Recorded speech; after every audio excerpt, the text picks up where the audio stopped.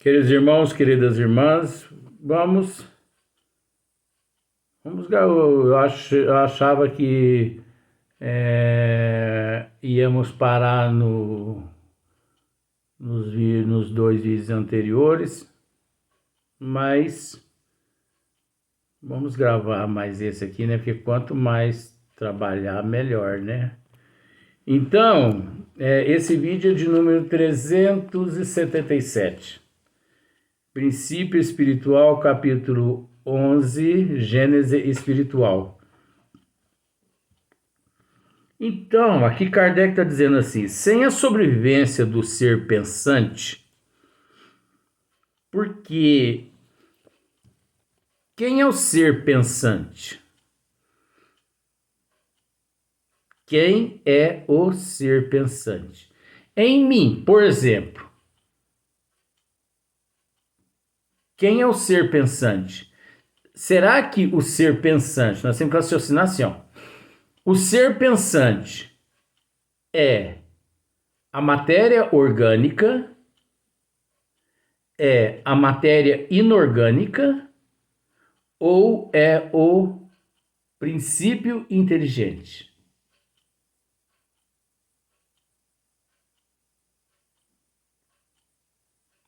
Princípio inteligente, se você não quiser dizer princípio inteligente, você pode usar o mesmo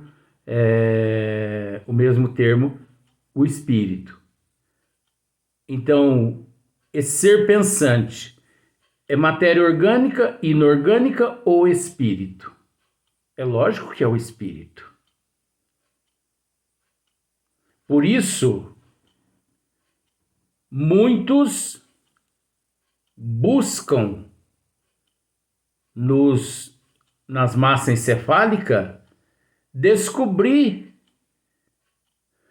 onde reside aquela inteligência. Vocês acham que os cientistas vão descobrir na massa encefálica de Albert Einstein toda a inteligência de Albert Einstein? É lógico que não.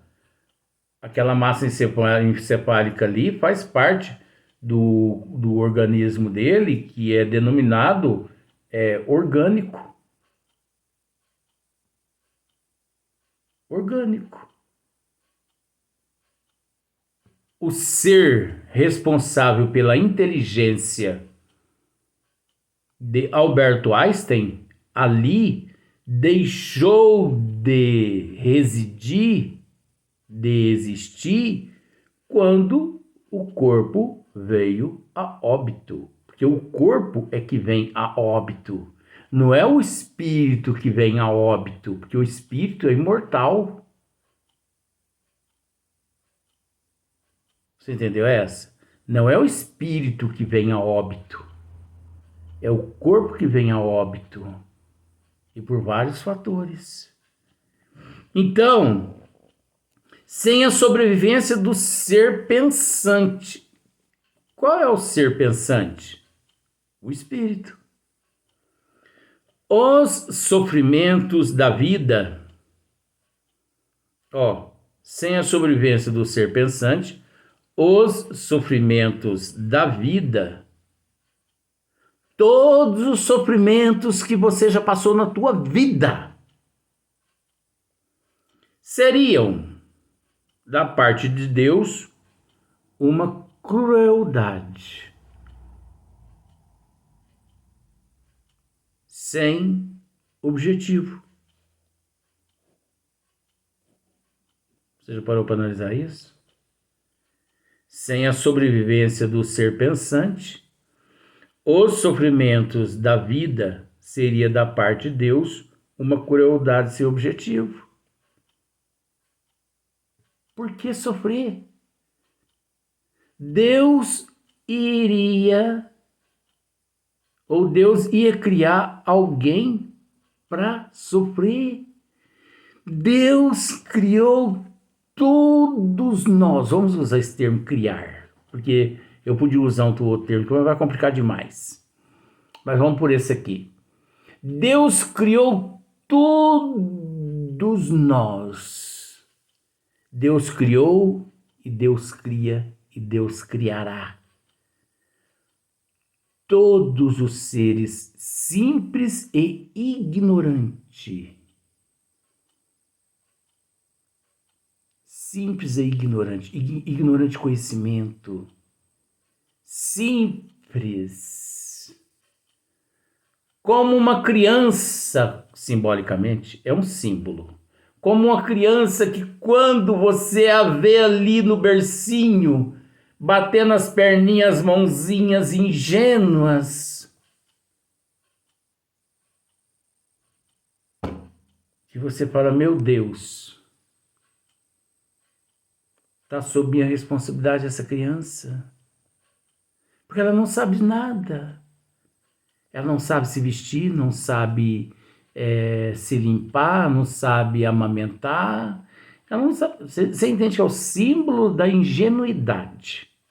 É o símbolo da simplicidade. Deus nos criou simples e ignorante. Deus não nos criou, olha só. Deus não nos criou nem mal e nem bem. Deus nos criou neutro. Mas, olha o X da questão, propensos ao bem. Quer dizer que desde aquele instante, mesmo no simples e no ignorante,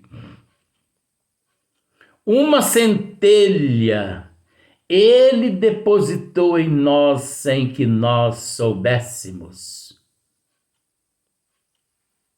E essa centelha, ela nos é como se fosse uma força propulsora de um foguete que vai ao espaço. Esse princípio latente de Deus que todos nós sabemos que um ser maior existe. Então, vamos seguir. Sem a sobrevivência do ser pensante, sem a sobrevivência da alma, do espírito, os sofrimentos da vida seriam da parte de Deus uma crueldade sem objetivo, porque Deus não criou o mal, como Deus também não criou o bem. Você sabia disso? Deus não criou o bem e não criou nenhum mal. Mas condicionou a todos o livre-arbítrio, que é o direito de escolha. Aí nós já acrescentamos o livre-arbítrio relativo devido ao nosso nível evolutivo, nós não ter condições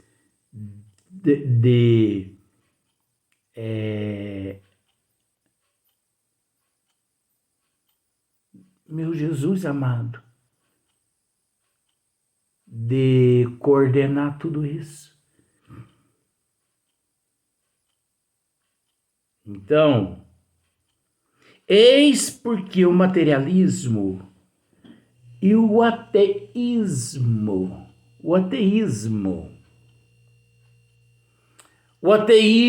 são aqueles que não acreditam em Deus.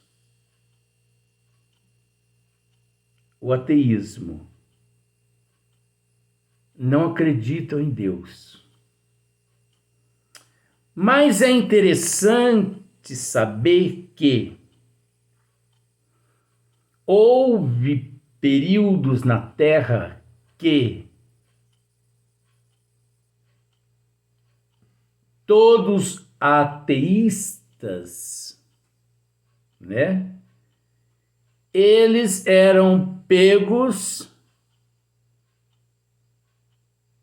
e sacrificados por eles não acreditar nos deuses que existia naquela época. Ah, então quer dizer que você não acredita no deus Júpiter? Não. No deus Marte, não. Na deus Íris, não. Então você ia ser morto. E era morto. Então, eis porque o materialismo e o ateísmo são corolários um do outro. Então, nós já falamos aqui o que significa corolários, né?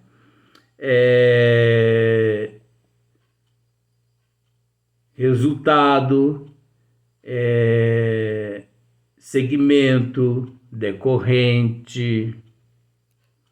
Negando o efeito, não podem eles admitir a causa. O materialismo é, pois, consequente consigo mesmo, embora não sejam com a razão. É inata, olha para você ver aqui, ó. Você não precisa dizer assim, eu não creio em Deus. Se você disser assim, eu não creio em Deus, não tem problema, pode dizer. Olha só para você ver aqui, ó. É inata no homem a ideia da perpetuidade do ser espiritual. Querendo ou não, todos nós trazemos a centelha de Deus. Nós sabemos que existe o magnânimo, além do Dante, do Deus de Dante. Nós sabemos. Nós sabemos que o Deus inteligente, o Deus inteligente suprema, causa primária de todas as coisas, não é esse que compra as pessoas através das hóstias. Nós sabemos que o verdadeiro Deus não é esse que recebe oferendas através das quermesses. Nós sabemos que o verdadeiro Deus não é esse que cobra pela missa, que cobra pelo batismo, que cobra pelo casamento. Nós sabemos disso. Até porque o casamento, ele nunca que deveria existir na religião.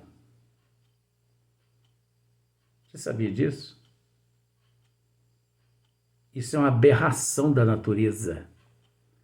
Isso é uma invenção do ser que se encontra em processo de evolução. O único casamento que teria que existir é o casamento no civil. Respeita-se o religioso devido ao nível evolutivo do ser. Mas o religioso não devia existir da forma como existe aqui na Terra.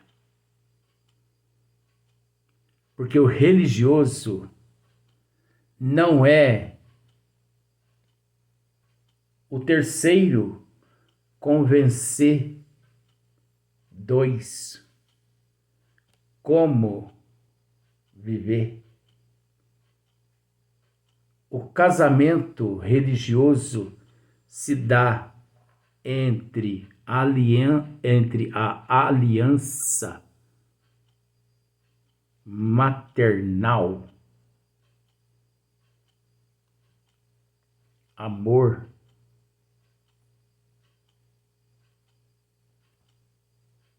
e Deus.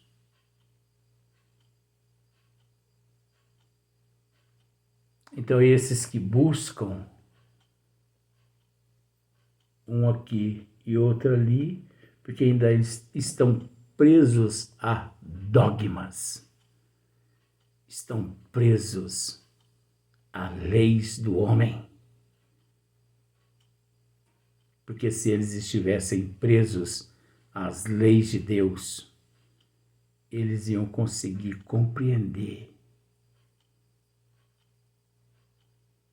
que as leis de Deus são imutáveis. Então é melhor você casar com o imutável e não com o mutável. Porque você se casou com o mutável e não com o imutável.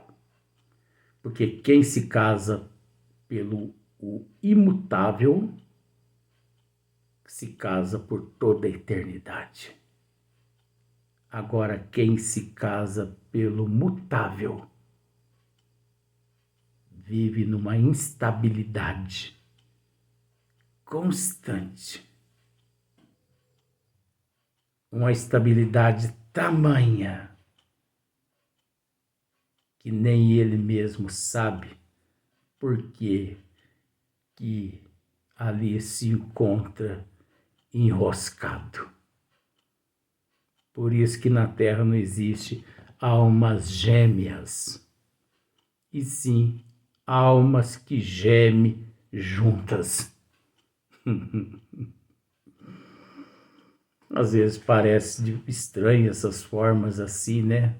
Mas sabe o que você acha diferente? Acha estranho essas formas assim de que eu me expresso? Porque você nunca ouviu a verdade. Por isso que você fica de boca aberta. É assim mesmo. Você conhece a história do sábio, né? Vale a pena contar, não vale? Porque muitas pessoas sabem, mas outras não sabem. Havia um sábio numa determinada cidade. Ele aprendeu tudo. Não existia mais nada no universo a aprender. Ele tinha aprendido tudo. Então um dia ele pensou assim: eu não tenho mais que aprender,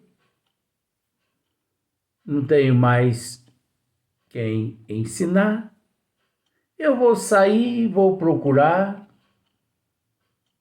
alguém que eu possa ensinar alguma coisa. E ele se apossou-se de uma canoa a remo, oceano adentro. Daí alguns meses ele aporta-se em uma ilha. E ele percebeu que foi recebido por uma tribo indígena primitiva, totalmente primitivos, todos primitivos, que apalpava ele para tudo quanto é lado, porque ele era novidade, porque eles nunca antes tinham visto um ser humano daquela espécie. Então ele era novidade. Então ele foi até o cacique e levou o conhecimento do cacique que o propósito dele ali era evangelizar a tribo. O cacique aceitou. Cacique aceitou. Você fala assim, Luiz, mas tem a ver alguma coisa, Luiz, com essa leitura que você está lendo? Pior que tem, gente. Olha o tema. Princípio espiritual. É a base, é a origem. Então nós tratamos de tudo quanto é coisa que se agregue ao princípio espiritual. Às vezes as pessoas que não conseguem entender. Tá bom. Levou o conhecimento do cacique, qual o motivo dele ali, e o cacique, né, se aqueceu, aceitou. Só que um ano depois, ele submeteu todos alunos a uma prova, todos tiraram 0. Gente, não é possível, eu pensava. Que povo burro, meu Deus do céu. Pelo amor de Deus, o que eu estou fazendo aqui? Perdendo meu tempo precioso. Eu, um ser que não tem mais nada que aprender no universo. Aqui perdendo tempo com esses, primatas. Primatas não, com esses indígenas. Mais um ano submeteu todo mundo numa nova prova. Todos tiraram 0. E pensou assim, eu vou dar aula para esses indígenas mais um ano. Depois, se eles não se melhorarem, eu vou embora daqui e eu não vou ficar perdendo tempo com esse povo aqui, não. Não, eu tenho conhecimento demais para ficar perdendo tempo aqui com esse povo. O que é isso? Pelo amor de Deus. No dia X, submeteu a tribo toda num estudo, numa prova final. Todos tiraram 0. Sabe aquele ditado assim? Cérebro, tamanho de um cérebro de uma galinha? Tudo bem. Aí ele juntou as malas dele todas, colocou dentro da canoa. O cacique veio e falou: o que está acontecendo? Ele levou o conhecimento do cacique. Todo mundo começou a chorar. Para ele não ir embora, para não fazer aquilo. Dá-nos uma chance, por favor. Não. Resolvi e vou embora. 3 anos que eu perdi da minha existência aqui, da minha vida. E todo mundo se pôs a chorar, e chorar, e chorar, e chorar, chorar, chorar, chorar, e aquilo ali não o comoveu. E ele começou a remar, remando, remando, remando, mar adentro. Uns 500, 600 metros mais ou menos de distância, de repente ele ouve assim: mestre, mestre, o senhor poderia nos explicar, o senhor podia me explicar tal coisa assim, assim, assim, assim, assim? Ele parou de remar. Mestre, mas eu estou sozinho aqui dentro dessa canoa, remando aqui, que ele olha ao lado assim, um índio, moço, de seus 16, 17 anos, caminhando sobre a água, que correu até ele. Mestre, o senhor podia me explicar só mais uma coisa? Isso.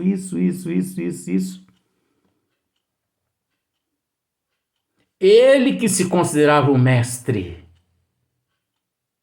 não flutuava sobre a água. Ele necessitava-se de uma canoa para se locomover. Caso contrário, ele ia ao fundo do oceano, repleto de orgulho, de egoísmo, de vaidade. E aqueles seres tão humildes, caminhando sobre a água, e ele que achava que ele que era o mestre, ele que achava que ele que era o sábio, enquanto aqueles indígenas todos correndo para lá, para cá, aí que ele percebeu todo mundo correndo na direção dele, indo até ele a distância de 500 metros, mar adentro, caminhando sobre a água. Mestre, mestre, mestre. Aí ele viu o quanto ele era pequeno, insignificante. Ele virou a canoa para trás, remou até ela aportar, e consta-se que aquele mestre, até hoje, ele nesta ilha se encontra. Aí você pode me perguntar para mim, como chama esse mestre? Chama-se Paciência. E o sobrenome dele? Tempo. Primeiro nome, Paciência. Segundo nome, Tempo. E humildade. Paciência, tempo e humildade. E consta-se que até hoje esses três nomes estão juntos onde há necessidade. E eles não se cansam de ajudar. Estende as mãos, arregaça as mangas, a fronte. Onde a necessidade se encontra, eles se fazem presente.